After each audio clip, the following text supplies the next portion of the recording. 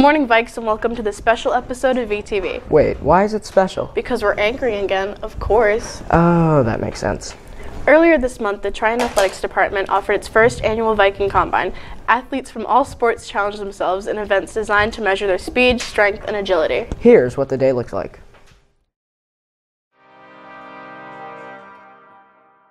Triton recently held its first annual Viking Combine. This gave students the opportunity to showcase their athletic abilities in a friendly competition. What we have when we have a combine is an athletic test. It's a test of your athletic ability. It's a measurement. We are basing it on the combine that is used in the National Football League. Right? I don't know how many of you are following the National Football League, but they just recently had their rookie combine, and they measured their athletes. How fast are you? How strong are you? How far can you jump? How long can you jump? You then have some motivation to say, hey, here's what I ran at the combine. Here's how much I could, how far I could jump at the combine. I want to get better at those things. And the event you're going to do is a 40-yard dash. It's going to measurement of your speed, and then we'll measure your strength and the weight on the cone drill over there on the high school side. We're doing with Coach McCarthy. The vertical jump, which is a measurement of how high you can jump. The standing broad jump, the standing long jump, which is again a measurement of how far you can jump. What we are attempting to do is create a tradition where we have our athletes come up and get measured and get tested.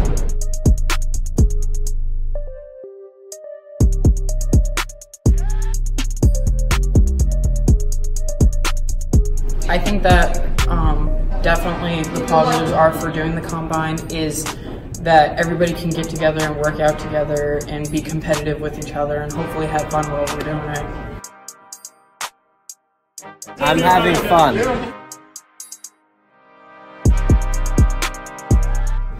So I think the combine's really important for athletes and for coaches because it gives the athletes a chance to show what they've been working on in the off season, and it gives the coaches a chance to see how those athletes have improved since last season and maybe look at some new athletes that are coming into the program.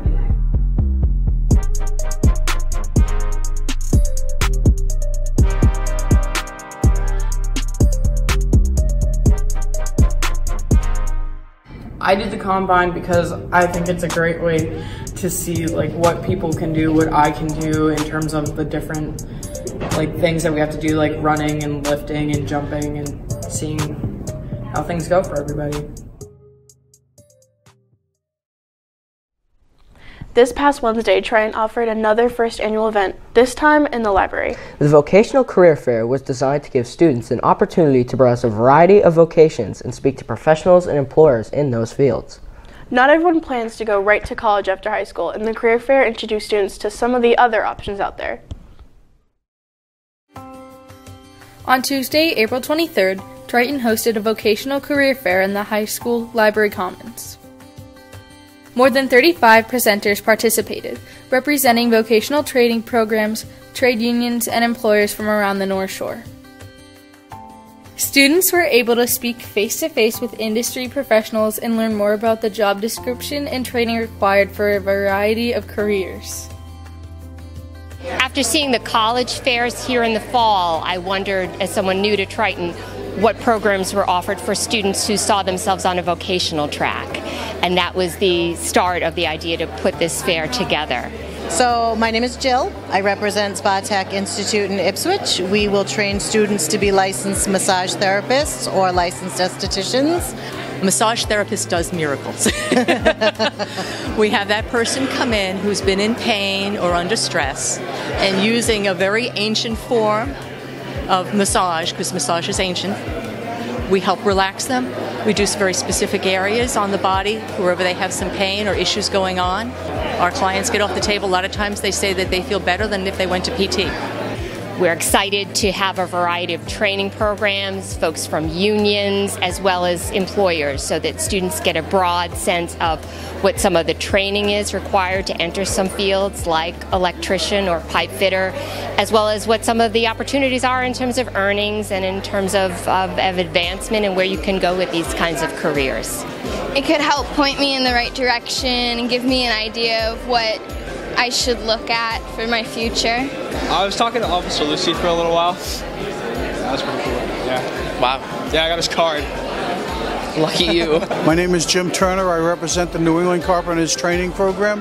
The type of student that would be best suited for our program, I like to refer to it as left-brained thinkers, people that learn by doing, learn by hands-on. So we take students that have little or no skills and we elevate them to a position where they can make a career as a professional carpenter. So the wages roughly for a union carpenter in the Boston area is $74 an hour. That includes their wage, which is around $45 an hour, and then in their pension, their annuity, and their health insurance. So my name is Derek Sullivan with Universal Technical Institute. Our school's in the transportation industry, so we offer programs like automotive, marine, welding, CNC machining, collision repair, diesel, and we have a NASCAR program. Our students like to learn hands-on. Half the time will be spent in the classroom and the other half will be spent in a lab, working in a team environment, diagnosing, troubleshooting, taking things apart, putting things back together. Then they can take that education and, with the help of our employment department, find full-time job interviews for them and hopefully have a successful career in the industry. I'm interested in engineering now. Talk to that guy right there. I can do NASCAR, engineering now, motorcycle, cool stuff. So we're very excited that we have some parents here today who are Triton parents who own businesses. We're very happy to be supporting this effort. I'm DJ Conti with Arthur Page Insurance. We do personal and commercial insurance in the greater Newburyport area. So we protect the things that you buy and own. I think high school kids are familiar with auto insurance. There's really endless possibilities in what you can do and really what you can make. It does take time, you know, it's really a relationship business, and I would say that for those that are outgoing and like helping people and like being part of the community and like providing or like to get into a service-based industry, you know, insurance is an excellent route to go. I'm the owner of Pretty Please Hair Salon in Rowley. My industry is hairdressing, making people feel beautiful. I feel like the type of student that's drawn to this industry is the creative soul. Somebody that likes to dabble in something that's creative but not quite sure if it's art necessarily, like drawing or constructing something. So it gives them an opportunity to dabble in color, dabble in style, that's fun, and people react to it immediately. First couple years in this industry is not easy. It takes a lot of dedication, a lot of patience. You are required to work 2 years in the state of Massachusetts as an apprentice. What you should be doing in between all of that is watching and observing and shadowing, learning and questioning, and just be very aggressive with wanting to get the tools in your hand and actually working on clients. We hope that students come away with an exposure to maybe some fields and some professions that they didn't really know about. We hope that they understand how things and choices that they make today about things like attendance and the courses they take are going to impact what opportunities are open to them in the future. And we also are hoping that they make connections with these people. So when they go in for an interview, they understand that eye contact is important, that reaching out and your first handshake is just as important as what's on your resume. And this is a great opportunity for them to have that. You know, it's hard to know what you want to do when you're in high school. The sooner you can try to narrow that down, I think the more efficient you'll be. If you have a passion for it, do it. Do what you love. Don't chase the money. The money will come. You just have to be patient, work on your craft, and you'll do fine. When you get out of bed every morning after you graduate high school and get that full-time job, make sure you're going to work and doing something you want to do. You have a passion for, you have a talent for, only you know what that is, so find it, follow the process, whatever path it is to have that successful career, and then from there, you know, have a great career, a successful life.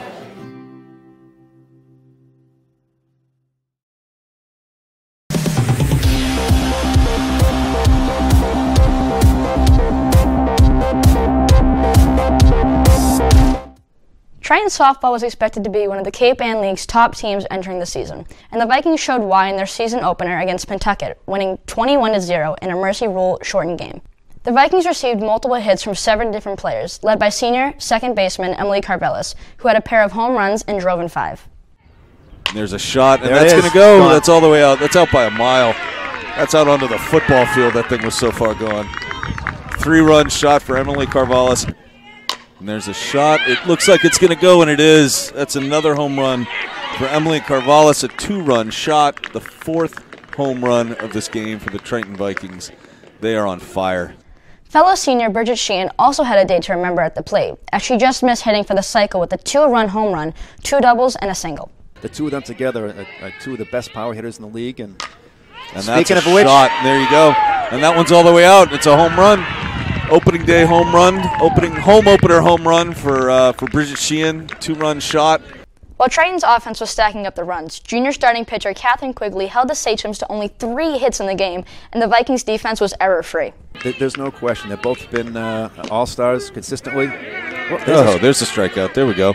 Graduation and all. There's a shot, and it's going to be cleanly caught in the outfield. There's the out. She can double her up with a good throw, and she got it. Oh, in time. Fantastic.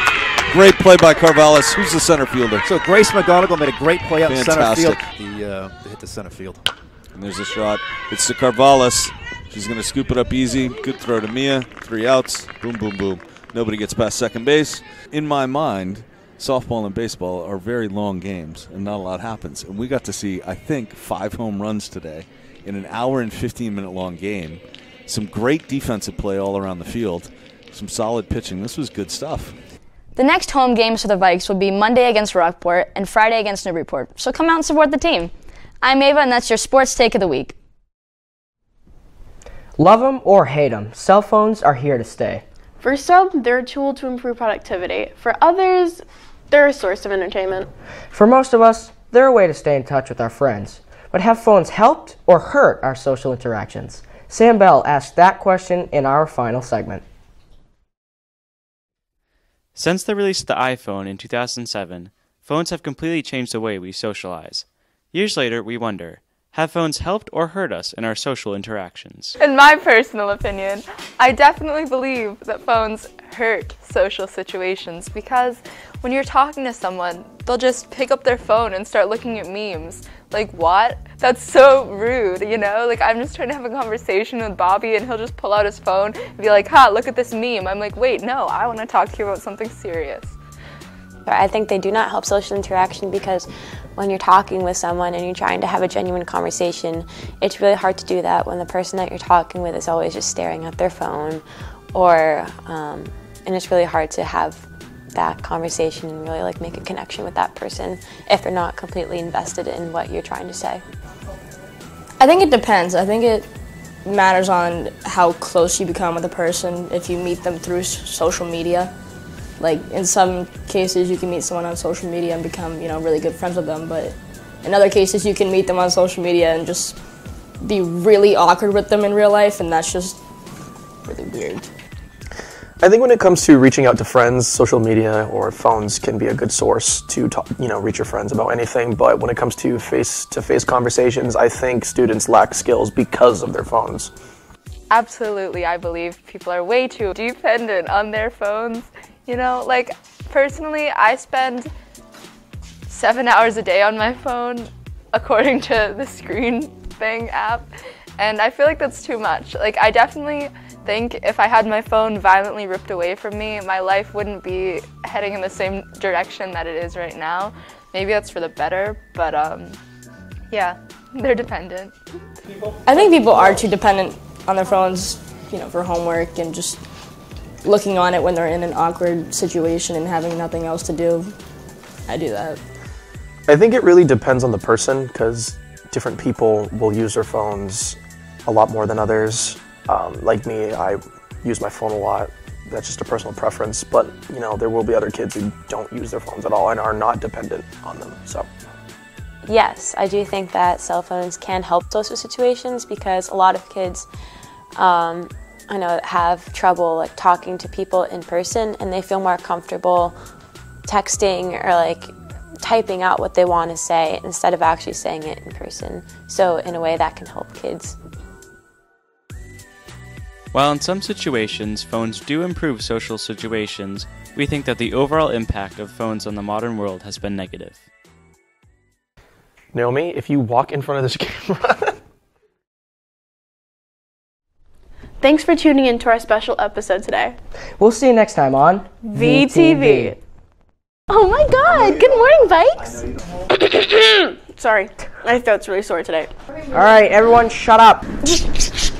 Athletes from all the sports. You should just do all sports instead of all the sports. Yeah, That all the sounds sports weird. kind of sounds like you don't know English. It was designed to give students an opportunity to browse a variety of vocations and speak to professionals. He's just I just hurt my knuckle. Ow. He's a drama queen. Ignore it. I can hear you. Oh, icky. Stop. For some, they're a tool to improve It's not productivity. Productivity. It's a new word. Thanks for tuning in to